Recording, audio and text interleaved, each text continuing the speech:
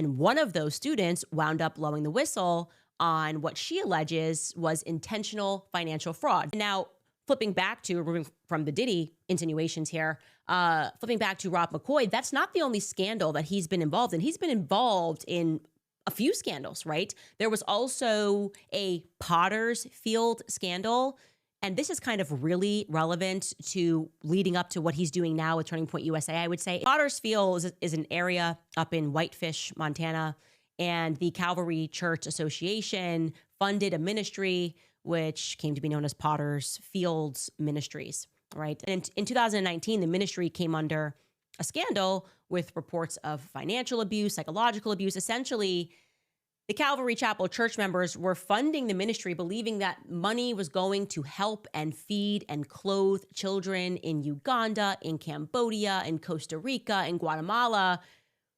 But apparently it wasn't actually going there, okay? They thought their money was going to train students that were going to become missionaries worldwide, but no one really exactly knew where the money was going. And this is interesting because they specifically ran a student program called Ignite. And one of those students wound up blowing the whistle on what she alleges was intentional financial fraud. That student's name was Kenzie Kinney. Okay, she handled Potter's Field's finances. And here is what she said verbatim about how this not-for-profit would pretend that they were feeding tons of kids worldwide, but actually they were having her engage in fraudulent activity, allegedly.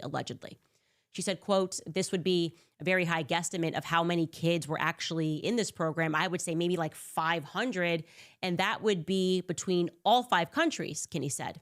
Kinney added that the Rosells, that's the family that was running this program, would show videos with hundreds of children being fed during their presentations in order to solicit donations from Calvary church members, but that those images were from infrequent, larger pastor conferences. She remembered working with about 20 kids on a weekly basis during her time in the program. She also said that Potter's Field workers were told to Photoshop old letters from kids in the program, with the altered letters being sent out to donors. She said, quote, we would always have to cut off the dates so that they wouldn't know how old the photos were. Then we'd just photocopy hundreds of them and then just trifold them all and mail them out, because we mail out these little things like, thanks again for your support. And here is, a thing from your prayer child. They wrote you a letter. Amidst the scandal, Potter's Fields Ministry announced that they were shutting down. They shut down in 2019, and they brought in Pastor Rob McCoy as a CFO to help steer the ship of their finances.